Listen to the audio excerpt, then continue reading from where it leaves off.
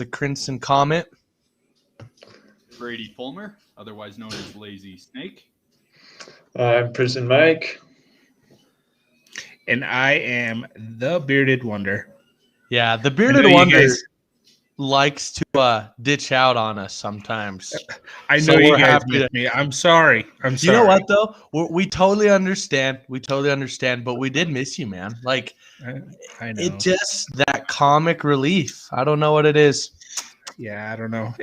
Let's be honest. It's just relief from Mike from you picking him on him all the time because you have somebody else. No, I would never do that to Mike. I feel like Jason and I agree on a lot of stuff too, so it's good to have someone on my side. If Mike was a woman, I would have dated him. I wouldn't have married him because I married Michela. But if Mike was a woman, Mike is the type of person. Mike is I'm a little scared now. Mike is the type of person that like you want your sister to marry. He's just a good fella. He is a good fella.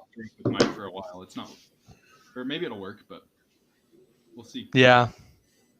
Anyways, for those who are watching for the first time, we're the Sports Fans. Like we said earlier, we are a sports comedy show. We talk a lot about sports. Sometimes we even think we're funny, but we probably aren't. Let's be honest. We give our not so expert opinions, but it's our opinions and we enjoy sharing them. Anyways, for the next hour, we're going to talk about various topics ranging from college football to college basketball, NBA, MMA. We talk about it all. Anyways, how's your guys' last few days been? How you guys been holding up? Really good. Yeah. Same. Good. Pretty All right. solid. So I'm actually going to introduce the topic this way. So today, after I did my classes and did some homework, I actually hopped on my Xbox and I started playing Madden, right? And I've been playing Madden for a bit now. Last semester, I actually completed, I don't know if I'm proud of this, I completed 15 years on career mode throughout the semester.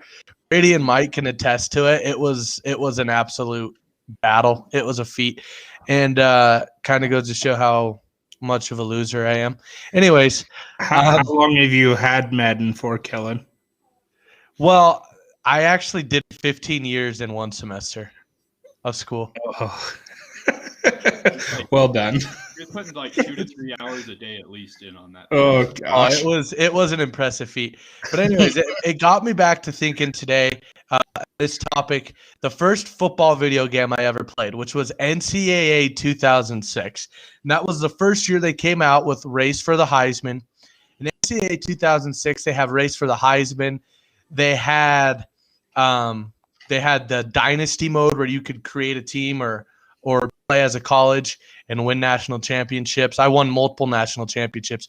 But the NCAA football game, at least 2006, and honestly, I played several, was just a terrific video game. So much college nostalgia. The gameplay was super, super impressive. And just, I mean, you could play as mascots.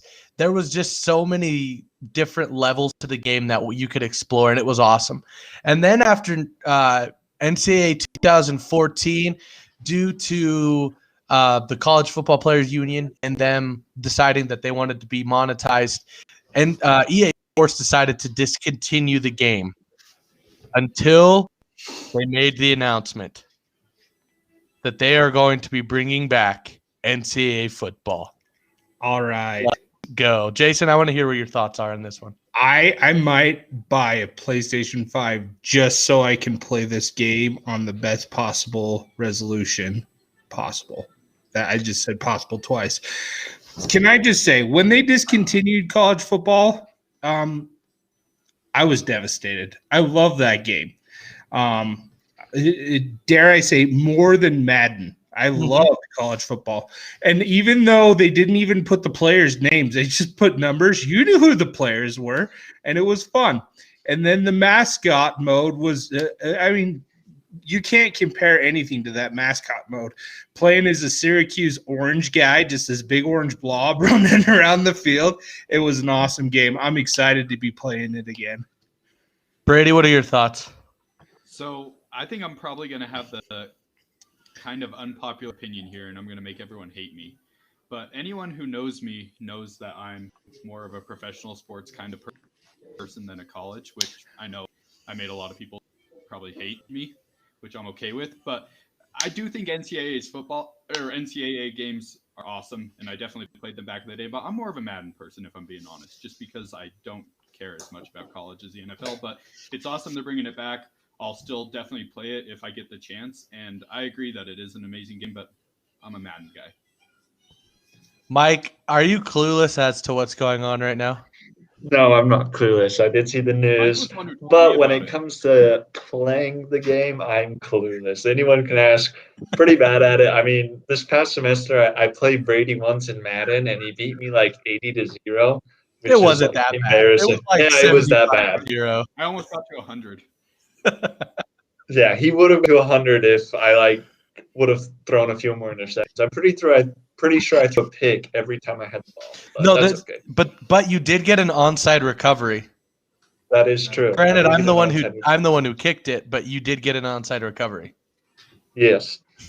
But it's awesome news. I mean, college sports are really cool. I did read that they might not have players like their names or what they look like, but that's all just because of the NCAA rules. But they said there's potential that it could change within the next few years. They might be changing some of the rules. So it's exciting for all the college sports fans out there. I love college sports. I probably won't buy a PlayStation 5 like Jason said, but I'm excited to see college sports have another game back. All right. Mike, you don't have to buy a PlayStation 5 though, because Kellen has a new Xbox. That's true. Yeah. and that's the thing. I will be buying this game. I really will. I'm super intrigued. And obviously that was where they run into problems, was using the likeness of certain players. I remember on 06, I would play as number 12, which was John Beck, a former BYU quarterback. And it looked like him. He was obviously the better player. Yeah, that was a long time ago. And no, I really enjoy it. So I'm actually really excited to play it again. But here's my question for you guys. What are they going to do for the cover? Because right now I know there's a lot of athletes that are in the NFL that were former college football players that are saying, hey, I should be on the cover. Who deserves the cover of Madden? It'll probably be Madden 22. Who deserves the cover? Or not Madden. Smith. NCAA 22. Who deserves it? Whoever wins the Heisman. Devontae Smith. Devontae Smith. But what about all the players that haven't that played within that time period that never got an opportunity? I think they missed their chance, sadly, just like a lot of them that came before them. If you want to be on a video game, get on the Madden cover. Quit crying and be a bigger man than that. Oh, I don't know. See, I think it would be pretty cool if they could figure out a way to do like a collage, like do some like of the greatest college football players within that time frame. That could get really complicated, though. Yeah, if you do that and they're graduated, then you're going to have to do a bunch of work to get them included in the game as well. That's true. And there's been so many great players. Like I don't remember all of them, but there's quarterbacks like Lamar Jackson. You also had Joe Burrow, Devontae Smith, Mac Jones, like all of these amazing quarterbacks and wide receivers and running backs that want to be on the cover. But if you do over like the past, how long has the game been gone? Like the past 8 years, there's so many players who would deserve to be on the cover. You know what they should do? If I could pick one image, it would be of Joe Burrow smoking a cigar. That should be the cover. If I got to pick, that's what I would put. I saw that. That is, and all the parents are probably going to hate you because that's a terrible thing to promote for all their children playing, but it would look pretty cool, to be honest. I know. I'm sorry, parents. Jason, you probably hate me for promoting that, don't you? How dare you? You know what they should do is not put a player on, just put a picture of the national championship trophy on there. Yeah. That would be a good way and to then get into players as they go. They should do that with Madden as well. Just put the Super Bowl trophy on there so we can get away from this freaking curse of being on Madden covers. But the curse doesn't exist. Patrick Mahomes broke it, dude. Yeah, but Tom Brady broke it before him, but still, like, that's like 2 out of the last how many years? Like, more often than not, something happens. And if I'm a player, it's not a competition thing, and it represents my sport as the highest trophy I can win in my sport. Yeah.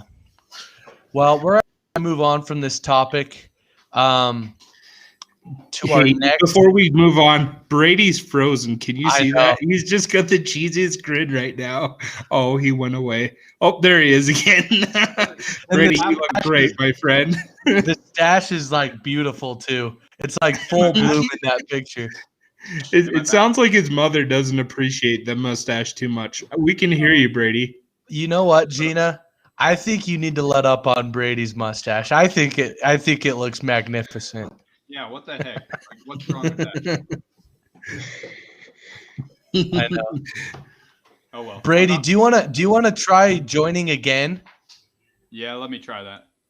All right. We'll move on while you're working on that. All right, we love you, man. We love you. Anyways, we're actually going to move on to our next topic, which is an NFL topic. And we're going to be talking about the rookie class because the regular season's over. We wanted to discuss who of this last year's rookie class has been the most impressive to you. And I actually think that this is a really strong rookie class. But I think that we need to evaluate them, talk about who impressed you the most out of these and who do you think has the brightest future. I'm actually going to start off with Brady because I know he has a special place in his heart for a certain rookie out there. Brady, why don't you take it away? Beginning of that, but because of that, I know what you're. So, talking about NFL rookies, and I'm just gonna say if they get the, I know people asking if they give it to anyone but Justin Jefferson, they messed up. Brady, I'm having a hard time hearing you. What in the world? Okay, there you go. Can you hear me? I think it's trying to use the microphone in your headphones. Sorry, folks, we're still learning this platform a little bit, so we're gonna have a couple technical difficulties here and there. Can you hear me now? Yeah, that's better. Yeah, I Loud don't and know clear, what's my going on. friend. Sweet. But I was saying that if they give the Rookie of the Year to anyone but Justin Jefferson, the whole thing is messed up. You know, Justin Herbert did play an awesome season, and I'll give him that. But Justin Jefferson broke the rookie receiving yards record. He beat Anquan Boldens, which I know is a player that Kellen held dear to his heart. And Justin Jefferson just had an amazing season, and he deserves to be Rookie of the Year. He was the best rookie this year, and I will not argue with anyone on that point. It's a fact. I like it. Jason? Some Vikings bias in there a little bit, maybe. I'm going to go with Chase Young. Coming right in, immediate impact. I mean, he was a monster in college, but I mean, he had 7.5 sacks this season as a rookie. That's pretty impressive to me. Mm-hmm. And he's arguably the face of that franchise already. I mean, you think about it. I mean, he ate a lot of double teams because teams knew coming into the season how talented this kid was. And then to see what he was able to do, even though he had all that pressure, is really impressive. Mike, let's hear who you got. All right.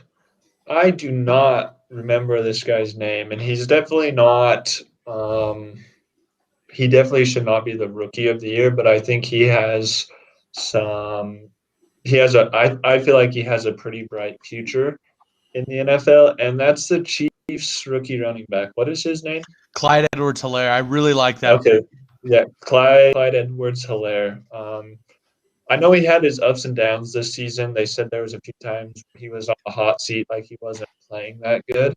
But just from watching a few games of the Chiefs that I did, I think he has a bright future in the NFL. He's a talented runner. And especially with the Chiefs offense, where they're such a good passing team, I think if they keep him around for the next few years, it's going to open up the running game a lot. Like he's going to have a lot of running room just because everyone's going to be so worried about Patrick Mahomes in the passing game. Yeah, obviously one of the best receiving backs in the NFL, I think. Um, he's interesting. He's like 5'8". Did you guys know that? He's Like tall as he's I a am. little fella. He is a little fella. And yeah, he made a huge impact. And I think going into the Super Bowl, I think he's got a really good opportunity to potentially prove that he is one of the best to that draft. But I'm actually going to go with a guy who Brady already brought up, and this is a guy who actually broke the record for most passing yards by a rookie, and that is Justin Herbert of the Los Angeles Chargers. And I agree. I think that Justin Jefferson is the rookie of the year. I think that he has already shown us that he is a phenomenal receiver. He's the type of guy that you can put him out at wideout, you can put him in at slot, and he's going to still make a difference. But the thing about Justin Herbert is I think he was kind of doubted going into the season. You look at what the Chargers have said when they evaluated him. Some people thought he could end up being a bust, and they even said he was gonna come off the bench. But when Tyrod Taylor got his lung punctured by a needle before a game, he got thrown into actions against the Chiefs, and he went head to head with the best quarterback in the NFL, in Patrick Mahomes. And you look at his stats, he ranked 6th in passing yards in the NFL with over 4,300 yards. He threw 31 touchdowns, but what's impressive is a lot of times you'll get these rookie quarterbacks that'll throw a lot of interception. He only threw 10 interceptions on the year. Now, obviously, the Los Angeles Chargers have a long way to go to become, a championship caliber team. But I think that they found their quarterback of the future in Justin Herbert. And I think that if you analyze this rookie class, this is a very impressive rookie class. I mean, I think if Joe Burrow doesn't tear his ACL midway through the season, he's right in contention for the rookie of the year too. I mean, he looked very impressive at moments. I've been very impressed with this rookie class, and I think they're going to go a long ways. Do you guys have any other thoughts? Just one more. I'm sorry, I did some research on this. So the only 2 rookies that made the Pro Bowl this year are Justin Jefferson, and Chase Young. Mm-hmm. So if that's something we want to look at, that's something to think about as well there. So, I think, offense or defensive guy, I think Brady's right. We should see Justin Jefferson maybe take that award home this year. Mm-hmm. Exactly. Brady, why don't you get us into our next topic? All right, our next topic, we're going to talk about some of the teams that were the most overrated in the 2020 NFL season. And before I get your guys' opinions, I'm just going to state this, that I think I know who Kellen will say at least, and I think I know who all of you will say. So let's turn it over to Kellen. I want to see if I'm right on this guess. I haven't talked about this. I actually do think you're right. Because this is a team that I actually predicted to be pretty dang solid. It's because looking at them at the beginning of the season, I thought they'd had a really good offseason. I thought that they were getting guys back and they were getting guys healthy that could really contribute. I thought that they had a really good draft. And then I saw them play. And they were absolutely terrible. And Brady, did you think I was going to pick the Dallas Cowboys? I actually did, if we're being honest. Really? No, yeah. I am going to go with the Dallas Cowboys. Now, this is a team that is absolutely loaded with talent. I mean, I don't think that is something that can be debated. I mean, you look at their depth chart that they have. Obviously, Dak Prescott was playing great to start off the season. But then he had that terrible injury. But yeah, I mean, you look at Ezekiel Elliott, one of the leading rushers in the NFL the last 5 seasons. A guy like Amari Cooper, who's Pro Bowl caliber. CeeDee Lamb, who was one of the first receivers taken in the draft. Michael Gallup. This is a team that offensively looked like they were going to be really impressive. And then you got guys like on the defensive side of the ball, guys like Leighton Vander Esch, DeMarcus Lawrence, and Xavier Woods. I mean, this was a team that on paper when you look at what they have talent-wise, should have dominated that division, which is obviously the worst division in football. And not only did they have another losing season, but it was the way they lost. They were absolutely dominant. They are dominated by their opponents. If you look at what they looked like on defense, it was absolutely embarrassing. They could not stop anybody. And then offensively, they never were able to establish their identity. I mean, obviously, after Dak went down, they lost a big key member to their squad, but they never could get Ezekiel Elliott rolling in the season. This is a team that I predicted to win the NFC East, and they absolutely fell flat on their face.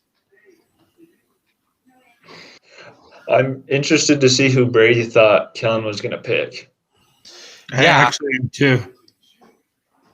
So I will say, after Kellen made that point, I think he 100% has the right team. I don't know why I didn't even think the Cowboys. I think I just try to kind of push the Cowboys from my mind sometimes.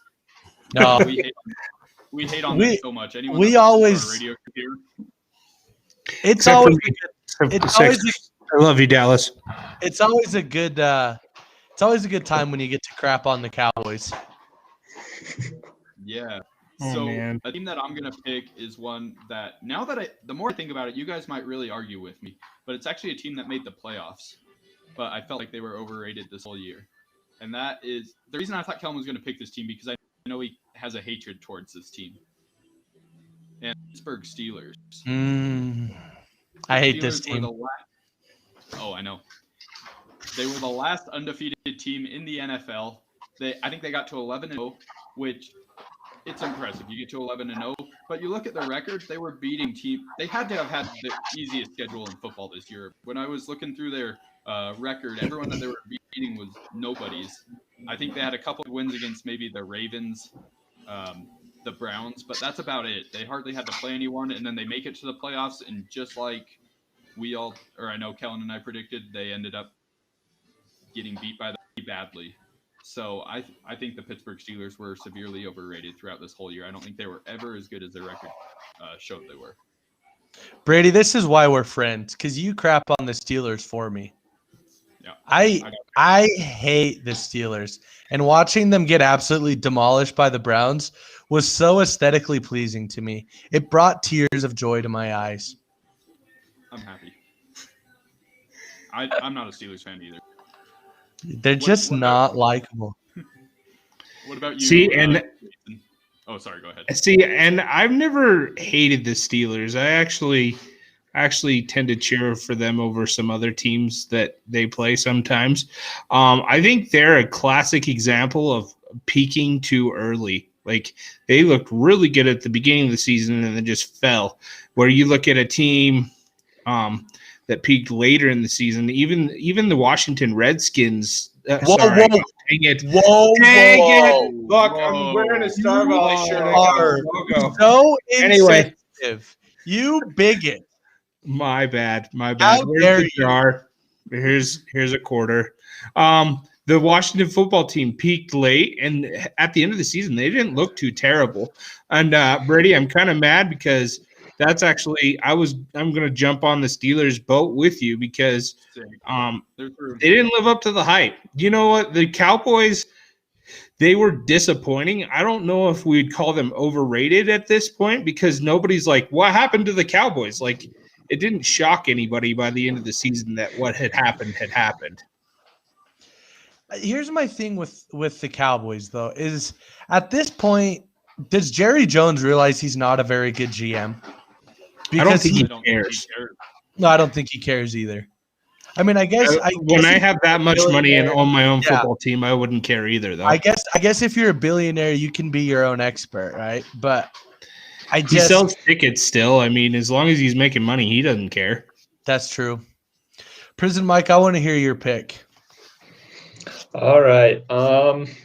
This was a kind of a tough question for me because I was not here to see last season, and so I didn't really know who was kind of good last year and who was really hyped up coming into this year. So I'm gonna name a team, and you guys can maybe tear me apart if you don't think so. but I feel like the Patriots were kind of overrated coming into the season. Everyone was really hyped on the Cam Newton train, and they're saying, well, Bill Belichick is really excited to work with Cam Newton, like he's going to have a good relationship with him and everything. And they did not look good all year. They just struggled the whole time. I feel like they still had a pretty decent team, and everyone was so hyped on the Patriots, but they didn't live up to that potential, I feel like. Mike, that's a great pick. Sorry, Mike, to build on that point, another team that's kind of almost that way was the Houston Texans. I mean, they just did not produce like anybody thought they were going to this year. Granted, they lost their number one receiver, but still, they looked like a shell of the team they were last season. And to throw in some honorable mentions as well, as I was looking through teams, there's a few that stuck out. I feel like the San Francisco 49ers, I mean, they were in the Super Bowl last year, and then they were last in their division. And another team that kind of stuck out was the Atlanta Falcons. I feel like they have one of the best receiving corps in the NFL, and they were just terrible. See, I think I disagree with the 49ers because I actually feel like the 49ers were the best team with a bad record this year in the NFL. That was a tough division. They had a rough season. Don't get me wrong. They had a rough season. But if you look at some of those injuries, I mean, they lost Nick Bosa the first game. Richard Sherman was out almost the whole year. Garoppolo had to deal with injuries. Mostert had a rough season. He had a lot of injuries. And then Kittle, he was out for most of the season too because he was having injuries. And then you compound that with the fact that they had just a brutal schedule. I mean, they had to play the Cardinals twice, they had to play the Rams twice, and they had to play the Seahawks twice. And all of those teams are decent. Plus, on that schedule, they also had the Packers and the Saints. I mean, those are hard games to win, even if your whole roster is healthy, right? But I do agree. I mean, obviously, it's definitely a letdown from last season. And then, like you said, with the Falcons, yeah, I honestly think that system just needs to get changed up. I think that they're nearing the end of their run for a Super Bowl. I mean, obviously, they were a phenomenal team back in 2016, 17. They've never really gotten back to that same level. I just think that teams have found ways to neutralize that offensive attack. But no, I think that you made some great points, especially with the Patriots. We're not even going to tear you apart because that was an amazing point, Mike. I think Mike deserves a golf clap. Nice job, Mike. Thank you. Yeah, I wasn't sure about my picks, but that's what I came up with. No, and I honestly think it's so funny how like everyone did hop on the Cam Newton hype train. I mean, we honestly thought that Cam Newton was going to be this MVP caliber player again. And you know what? Through the first 2 games of the season, it looked like that's how it was going to be. Really, the first 3 games. I mean, he went into Seattle and he had an absolutely phenomenal game up in Seattle. And then he just tanked for the rest of the season. Had a terrible season. And I don't know. I'm intrigued. I don't think New England. all that hype with New England wasn't just Cam Newton though. It was Bill Belichick. It's like, of course, Bill Belichick's going to be okay. And I think, it kind of answered the question that Brady kind of was the answer for the Patriots for all those years. And it's kind of I'm having to eat my words a little bit because I thought it was going to be the other way around, to be honest. Granted, that was before Tampa Bay picked up Gronk and a couple other key pieces for this season. But, I mean, Mike hit it right on the head. I mean, New England they did not produce at all this season. Well, and I think it needs to be remembered that they had like 8 of their starters opt out due to COVID at the beginning of the season. That doesn't help you. And a lot of those guys were on the defensive side of the ball. Plus, Bill Belichick said himself, they sold out to win a couple Super Bowls. So they didn't have the cap space money to sign a bunch of superstars. And if you think about it, like that kind of makes sense. They did win a couple Super Bowls, and now they're kind of on the back end of all that sacrifice, right? You make a deal with the devil, eventually you're going to get burned. And I think that's kind of what's happening right now. We'll see. Oh, go ahead. Oh, you go ahead, Brady. I was just going to say, I will say that I, for one, really enjoyed watching Bill Belichick lose a lot of weeks. Yes. It would be so much joy watching that dude mad on the sideline. And That deserves a golf clap too. Spot on, Brady. That was perfect. Maybe if Cam Newton would cut his hair, his helmet would fit on better, and he could throw the ball. For real, the dude has a tree growing out of his head. Like, I don't think they make helmets that big to fit around his head. You can't see out of his face mask; it's too high up.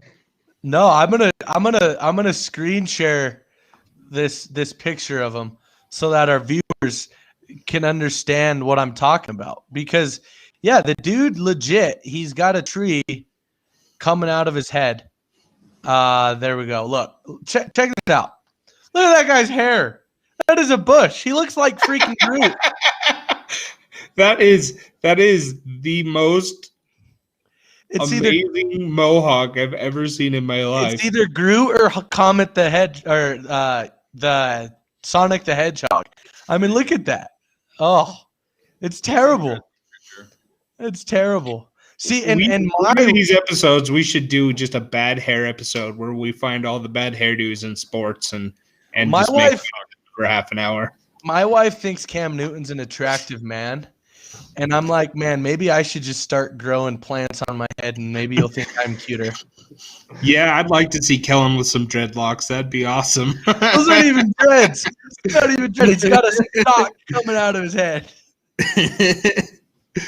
How much gel did that take for him to do that? Like, did he just spend hours going like this? Like with his guarantee just because I have a little bit of insight on African American hair, not that I'm a stylist, but I guarantee it's probably just woven in. That might be true. I didn't think of that. Anyways, we're going to move on to our next topic. Style Sense with Jason. All right. Prison Mike, why don't you get us on our first NBA topic of the night? Perfect. Talking about a guy named Fred. So switching gears and moving from football to basketball. There were some big games last night, and we had a rematch between the Magic and the Raptors. And Fred VanVleet is a really talented guard for the Raptors. He's been around for a while. He played for Wichita State in college. I remember watching him when I was younger. He was pretty talented when he was there, but he did not get drafted to an NBA team.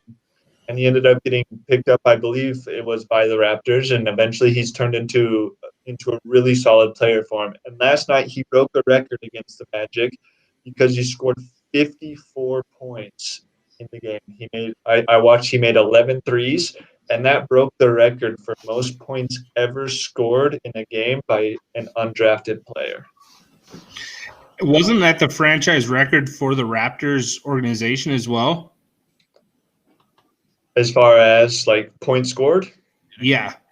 It might have been. I didn't see that. I think that's what I read. Yeah. I think he broke a franchise record even on that. It's incredible. You know, and good for him. I've actually always liked watching him play. He's been a really strong role player. Do I think he's going to repeat this performance anytime soon? No, but it's really good for him. I'm happy for him.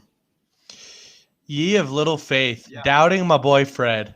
Brady, what do you think? I think that it's awesome anytime you see an undrafted player play well and exceed at the professional level. And Fred VanVleet is a perfect example of that. He's been awesome coming off the bench for the Raptors. My favorite thing about the whole thing is he scored the 4, and then DeMar DeRozan, his former teammate who now plays for the Spurs, was tweeting congratulating him, and then DeMar DeRozan kind of made fun of Kyle Lowry, and he said, it's good that you scored the 54 because Kyle Lowry's old butt wouldn't have been able to do that. So I thought that was pretty. Well, here's my thinking, and I actually think I agree with Jason. Is he going to be scoring 54 anytime soon? Probably not. But I also think that Fred VanVleet is a guy who I actually predict will be an NBA All-Star. And here's why. I'm not saying it'll be this season, but if you look at Fred VanVleet's stat line in the last several years, his first season he averaged 3 points a game. The next season he averaged 8.6. 2018-19 he averaged 11. Last season he averaged 17 points a game, and this season he's averaging 20 points a game, which is actually leading the Raptors in scoring. The thing I love about Fred VanVleet is he is a fearless player. His style of play is so much fun to watch because he drives to the rim. He takes tough shots. He is a guy that is all heart, and obviously a guy that went undrafted out of Wichita State. People forget that Wichita State team was undefeated until the NCAA tournament. They lost to the Kentucky Wildcats, and the Kentucky Wildcats ended up actually playing for the national championship that year against UConn, and they lost. But it was still a really impressive run.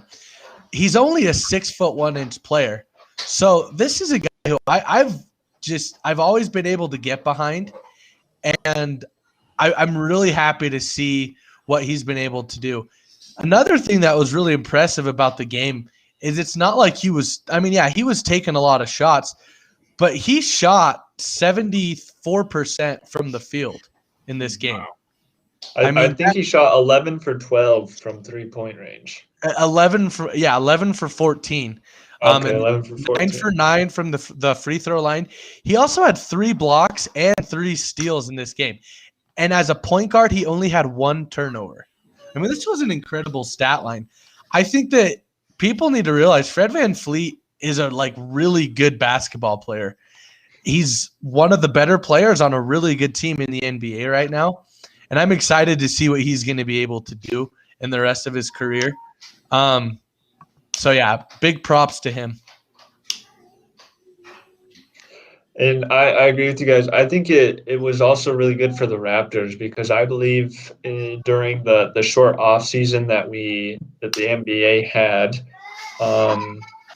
there was talks about Fred VanVleet leaving the Raptors because they couldn't afford to pay him. I believe he was in free agency, but they decided to spend the money to re-sign him, and it's been a really good decision. I feel like a lot of people were about 2 years ago were really excited about Pascal Siakam, and he really has not been producing a whole lot quite at the level like they thought he is. And VanVleet is helping to pick up that level of play. And between those three, between Kyle Lowry, Pascal, and VanVleet, I think that they can they're putting together a pretty good team. Absolutely. All right, we're going to move on to our next topic. Something that I always like to talk about, LeBrons and Karens. Now, usually I talk about them in a different context, in their own context. Usually we talk about LeBron when it comes to dominating basketball, and usually we talk about Karens when it talks about when we're referring to the manager and youth team, right? Right. But Brady's going to talk about both LeBron and Karen being in the same context. Yeah, so I've been waiting to talk about this. It's a crazy thing that happened. So LeBron was playing a game. He was in Atlanta. The Lakers were playing the Hawks, and there were fans sitting they were pretty much courtside, which is pretty unique with the whole COVID thing going on right now. But there's fans courtside, and this lady's husband, her and LeBron started yelling or kind of trading insults back and forth between each other. And then it got to a point where LeBron was down on that side of the floor, and the guy was saying things to LeBron. LeBron would say things back to her. And then this lady just stood up and just started going into LeBron and yelling at him and freaking out. And the lady and her husband ended up being kicked out of the arena.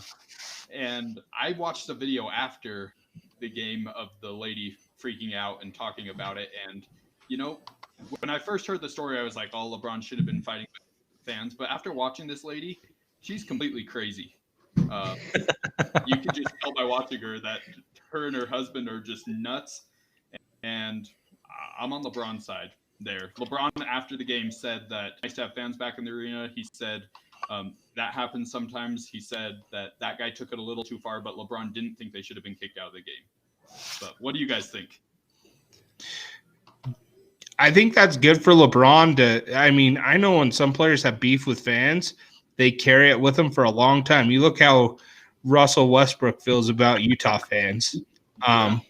You know, it's one of those things. So good for LeBron. Way to not hold a grudge. But if I'm him, I'm getting a restraining order. Yeah, that lady seemed nuts. I would. Yeah, I'm not messing around with her at all. All right. So for our fans, her name is Juliana Carlos, and her husband's name is Chris Carlos. And if you look at him, Juliana Carlos is probably 32 or so, and Chris Carlos, like, basically like Hugh Hefner, man. This guy is like 50. He's 56. I saw it. He's 56. Holy cow. Yeah. He has to have money. That's the only reason she's with him. Like, she's the type of person that like she is the most gold digger looking woman I have ever seen in my life. And she's got guts, man. She went like head to head with LeBron.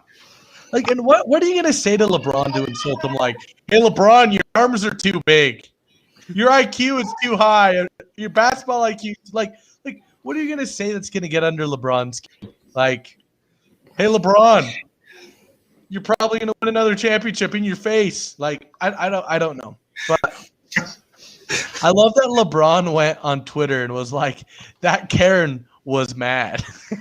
Yeah, with a bunch of laughing emojis. Well, and I love that she said she was going to beat him up. Like, she didn't use the word she was going to beat him up. She used another word, a 4-letter word that we're not going to use on air. But, like, she's like 5'2", and she's saying that to 6'8", 260-pound LeBron. Like, good luck. Oh, man. I'm glad LeBron said that he thinks they shouldn't have been kicked out, because I think it's awesome that fans are able to go to the games right now. I mean, it's helping out the NBA and fans. But one of my favorite things that I heard, we haven't really mentioned it yet, but LeBron was like still throwing shots at her after the game, because I don't remember the exact quote. I think Brady has it. So Brady, do you want to like tell us exactly what LeBron said after the game about those two? So I don't have it exactly either, but I can kind of paraphrase it pretty closely.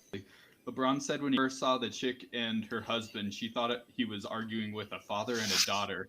And then he said when he saw her like kiss him, he said he was completely astonished that they were there. Yeah, so like, even after the game, like LeBron has humor and was still throwing shots. Like, he got in the last word. Yep. Yeah. Yep, That's how they do it in that family. I guarantee she was trying to pick a fight with LeBron because she was hoping that LeBron would somehow mortally wound her husband, and then she could get even more money out of the deal here. I think she had a lawsuit. I think she'd been sucking back on Grandpa's old cough medicine a little bit too much, and I think she was a little boozed. I don't think she was all there. No. What's that quote from The Office when Phyllis was talking about when they go to bars, when she goes to bars with her husband and gets guys to make eyes at her, and then her husband beats them up? Yeah. That's what I'm thinking about right now. Maybe.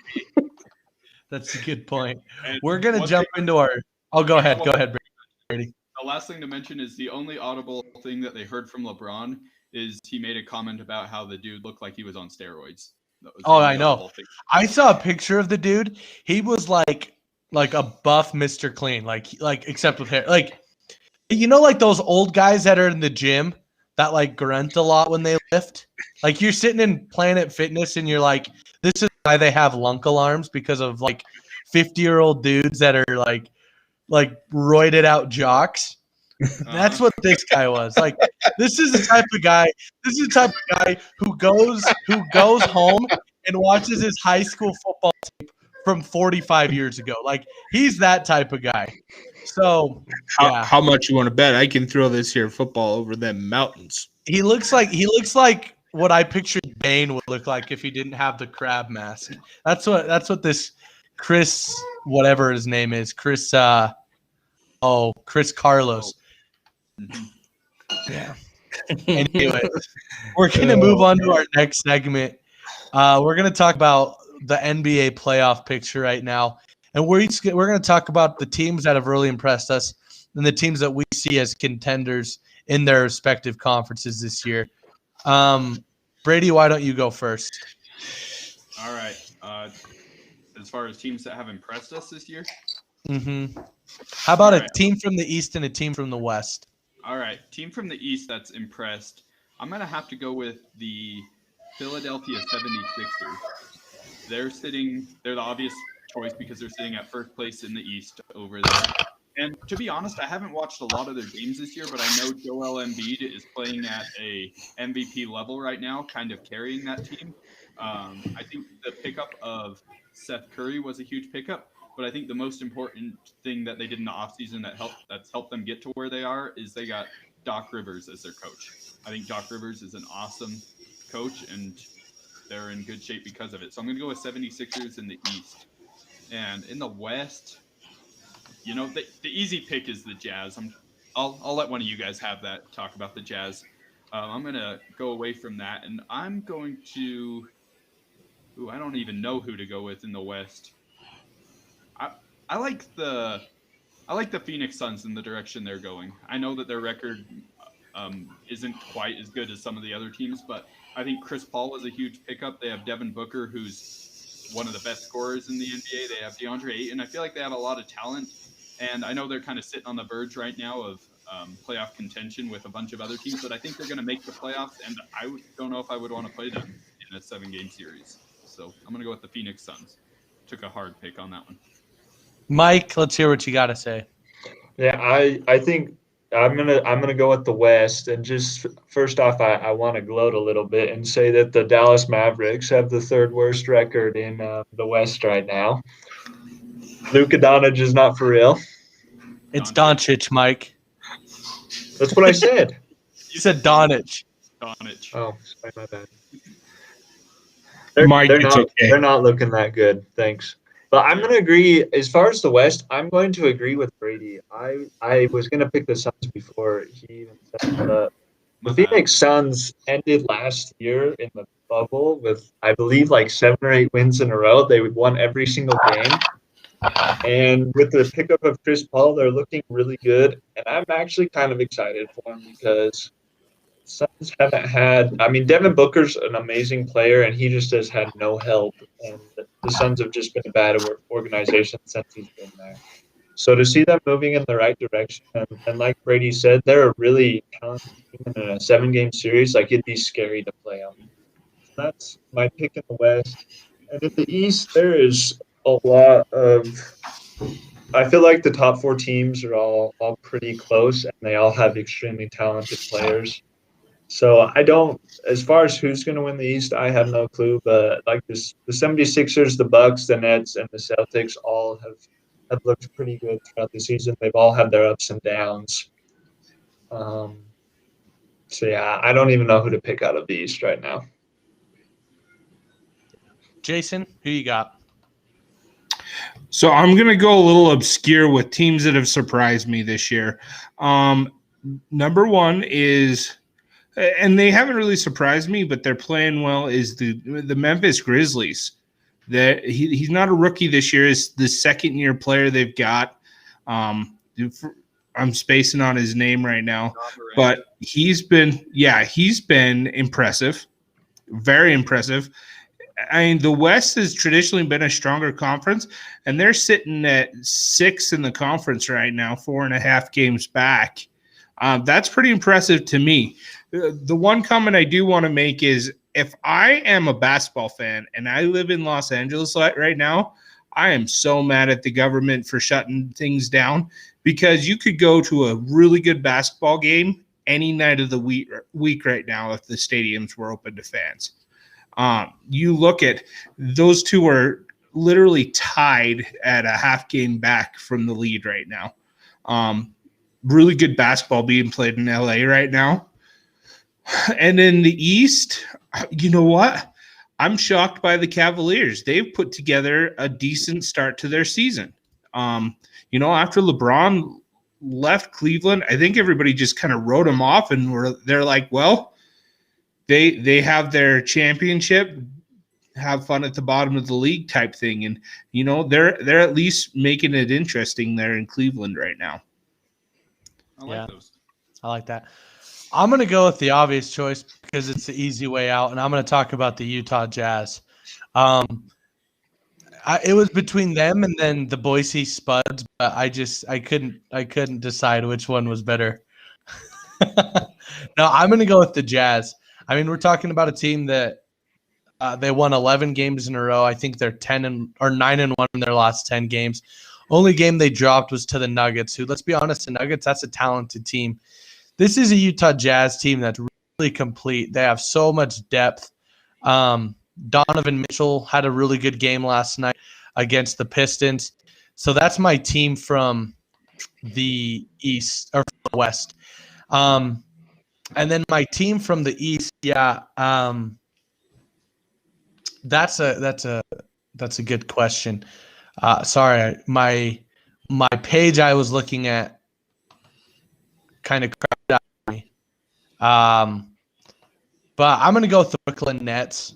I think that's kind of the easy choice there too. Brooklyn Nets have looked great. They have an incredible core right now. And if you look at it, it's not just Harden, it's not just Durant, and it's not just Kyrie Irving.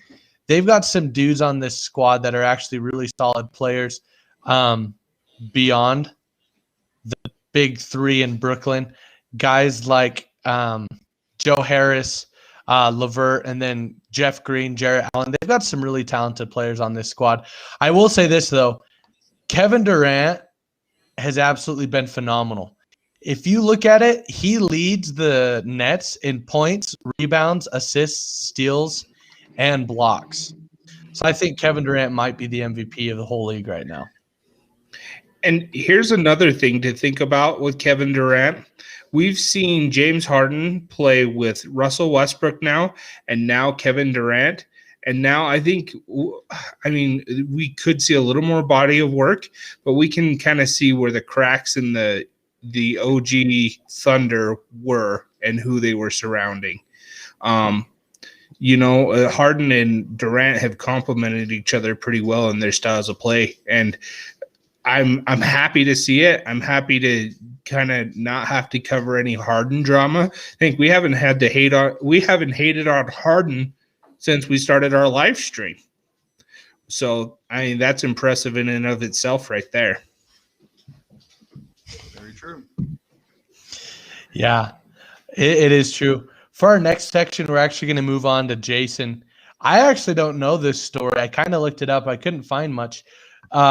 Apparently, Mark Few had some comments. We're moving on to college basketball. Let's hear what he had to say. Yeah, so kind of an obscure story here, guys. I was cruising through my Facebook, and you know how I'm a big BYU guy.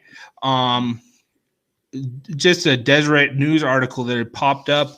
Apparently, Mark Few had made some comments, and not just for the Bulldogs, but for pretty much any team that's pretty much guaranteed to get into the NCAA tournament. He said, maybe we should think about not making them play in their conference championship tournament games just to avoid that extra COVID risk. I thought it was interesting. I don't think he's trying to get out of that because let's be honest, the Bulldogs are going to win that anyway if they show up. But I thought it was an interesting thought process because it's not like what Coach K did with Duke. And he's in the right spot to be making the comments. I mean, he's on top of the league right now. He can say whatever he wants. And honestly, if not playing a conference tournament guarantees that we have our actual championship tournament, I'm all for it. But here's the deal, though. is there's a lot of teams that they view the NCAA or they view the conference tournament as their shot to get into the tournament. Then go play. Yeah. I don't know. Yeah. Kellen, if Gonzaga doesn't go play in the West Coast Conference tournament, are they going to make the NCAA tournament? Yeah, I think so. I get what he's trying to say is he says, if you know you're getting in, you should have the option to not have to go play in that tournament and just say, sorry, guys, we're in. I don't want to risk not playing. One thing I would be interested to see is every conference championship, like every team that wins their conference championship has an automatic bid into the tournament. So if you have the top teams of each conference who would usually win their conference championship, like opting out and not playing, it would have a lot of teams. You'd have other teams winning who maybe wouldn't have the opportunity to go to the tournament, which would be cool. But then I feel like that would give you more teams than like you would have teams winning the championship and they wouldn't be able to fit everyone into the bracket. That's just one of my thoughts. I don't know. I don't feel like there's a whole lot of teams who could say that they don't need to play in their conference championship right now because, I mean, no one's really dominating their conference besides Gonzaga and maybe Baylor. Here's my thinking. And I agree wholeheartedly, Mike. Don't get me wrong. I like the conference tournament championships. What I'm saying is Mark Few made a lot of sense when he said what he said. He doesn't need it. Why put his team at risk when they have bigger fish to fry there? Sorry, Kellen, I cut you off. That's just one program though, and I know what he's saying, but at the same time, in my opinion, the conference tournament that is part of March Madness. I really believe that. The NCAA tournament is a huge deal. It's my favorite sports event in all of sports. I mean, more than the Super Bowl, more than the national championship, the NCAA tournament is the best event that sports has. But I also consider the conference tournament to be part of March Madness because there's so much on the line for so many teams. And in those smaller schools, you could have the best record in your conference, but you have to win the conference tournament if you're going to go to the tournament itself. And so I love that aspect of it. And I have flashes of Kemba Walker hitting that game winner when he was at UConn playing against Pittsburgh, and that sent them to the tournament. And ultimately that conference championship win gave them momentum to go on and win the whole dang thing. I see where Mark Few is coming from, but I think that if you look at the picture and all the teams that filled the tournament, I think that eliminating the conference championships would be a bad idea. And I actually just found an article that talks about it. It says 3/4 of the program's athletic directors actually think that they need to do the conference tournament still. So I think they need to continue with it for now. I'm surprised that it's only 3/4 though. I'm surprised there's a quarter of them out there that don't want it. Well, and I feel like we're getting this a little confused. I don't think Mark Few is saying to cancel the entire tournament. He's just saying just not have a team if they like Gonzaga where they know they're getting into March Madness. Not playing. Exactly. I think he's just saying teams that know they're going to make the tournament should have the option to go or not go. And I kind of agree with that, partially because it helps my BYU Cougars out because if Gonzaga doesn't go to the conference tournament, then they have a decent shot at winning that, and then it puts the NCAA in a bind, saying, well, Gonzaga is obviously going to be in; they can't exclude them, and then are they going to recognize the conference champion, tournament champion out of the WCC then?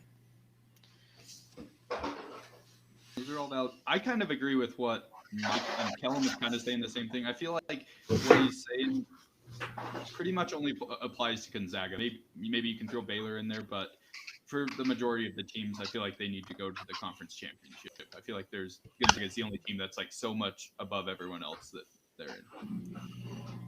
Yeah. That's my right now, you guys are right. But before the conference tournament conference tournaments, most teams have a pretty good idea of where they sit. Mhm. And another big thing is I feel like winning the conference championship is a big deal for a lot of teams. Like, because if you look at it, there's only one team who's going to win the entire tournament, like March Madness tournament. So if you could win a conference championship, that's still a big deal for your team because more than likely your odds of winning the entire March Madness tournament are not very high.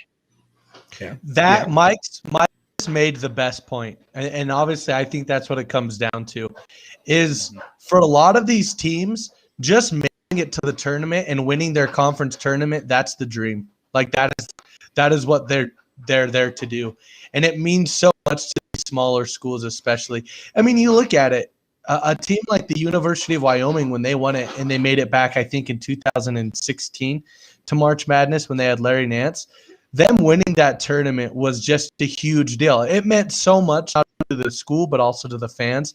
And then to see them actually competing in the NCAA tournament, that was huge. Because here's the thing, in college football, you get to go to a bowl game and you can finish your season on a win. In basketball, you either win the one championship or you finish on a loss. I mean, yeah, there's the smaller tournaments, but no one really cares about those. But if you win your conference tournament, that is a huge deal. That is a dream come true because you've stamped your ticket to go play with the best. You get to go to the big dance. And obviously, I think that's what it comes down to. So that was a great point, Prison. Prison Mike, you're the MVP. You've been making good points. Golf clap for Mike. I know a little bit of college basketball. Anyways, we're gonna wrap up our show with our favorite segment, sports fans. But how about you give us a plug, Jason? Let our fans know a little bit more about our YouTube channel. So, hey guys, we are on YouTube. Kellen's got our YouTube channel name there in the bottom corner. Hey guys, if you get on our YouTube channel, subscribe. You can also make comments there that pop up on our screen. We can monitor those and see them and give you a shout out in the show if you want. It also, just really appreciate the support that we're getting from everybody and the likes and the shares that we're getting. Make sure you continue to do that for us. We appreciate it. Hopefully we can keep this going for a while. But yeah, if you would just look us up on YouTube, give us a like or a subscribe, we'd really appreciate it. Nicely done. Perfect. Anyways, we're going to move on to our favorite section of the day, the C-squared moment of the day. And because he's been just so on point and on fleek today, we're going to go with the man, myth, the legend, your favorite convict, Prison Mike. What is your C-squared moment of the day? All right, my C-squared moment of the day. This one's not something that, this one's going to be a lot different from what I normally share. But today when I was eating lunch, I was watching, I believe it's The Herd, another TV show that covers sports. And one of the topics that they were talking about was that they were talking about Tom Brady and the fact that his family left him, they left their house and let him stay in there 12 days so he could prepare for this Super Bowl. His entire family just moved out of the house so he could prepare for the Super Bowl. And that just made me really excited for the Super Bowl because I haven't watched it in a lot of years. And apparently everyone's just saying the Chiefs are going to steamroll, but Tom Brady is wanting to win. He is fired up and getting prepared. So that's my C-squared moment of the day. That made me really excited for this. Attaboy, Mike. All right, Brady, let's hear it. Your C-squared moment of the day. Let's see. My C-squared moment of the day, I'm going to go with the fact that the Jazz are the number one team in the NBA. I know I could have done this last week, but I'm going to do it today. The Jazz have the number one record in the NBA, not just in the West, but in the entire NBA. They're the best three-point shooting team in the league, which is my favorite thing to watch. So they've just been a joy to watch, and I'm hoping it can continue. But that's my C-squared moment of the day. They're at the top as of today. All right, Jason, let's hear it. C-squared moment of the day. Okay, I'm gonna have a really vain C-squared moment of the day today. You notice I just got up off stream. Can you hear me now? You sound Now?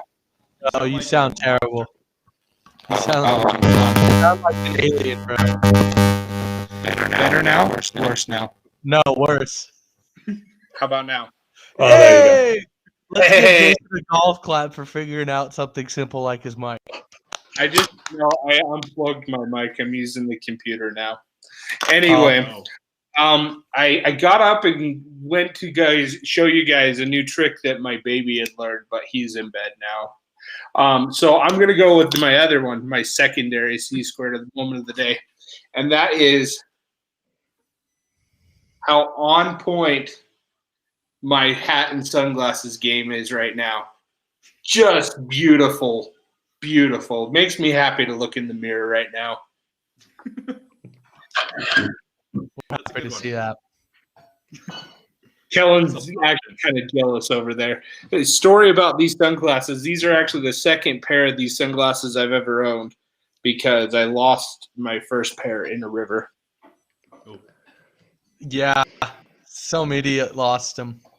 No, I didn't put it on anybody. I was careful to word that. Backstory, I'm the one who lost the sunglasses.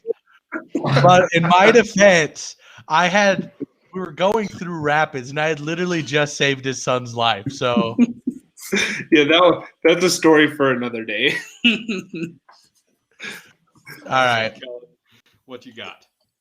My C-squared moment of the day is the fact that my dog, Josie, didn't wake up to go to the bathroom till like 5 o'clock this morning, which, believe it or not, is progress. And her potty training progress is like coming along. Like, I have a dog and like a puppy, and I love her, but she is a lot of work. Totally worth it. I love her. I cannot imagine having a kid right now. So that's part of my C-squared moment of the day is that I have a puppy and not a kid. You better be careful, Kellen.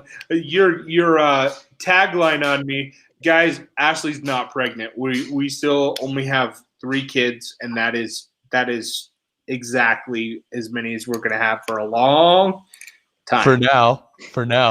No. See, Kellen should say father of none. For now. For now. Next time. Anyways, we're going to wrap things up. We are really grateful for anybody that was able to listen. We hope you're able to enjoy it. We love to see your comments, and we would love to be able to have you guys like and subscribe our videos at Sportsfans on YouTube. We will be coming out with content that's a lot shorter. We'll be running segments rather than the whole show on YouTube. That way we're able to put out more content and make it a little bit more viewer friendly, so you don't have to go back and sit through the whole hour-long podcast. But anyways, thank you so much. We are the Sports Fans signing off. This is Crimson Comet. Lazy Snake. Prison Mike. And the Bearded Wonder. And remember,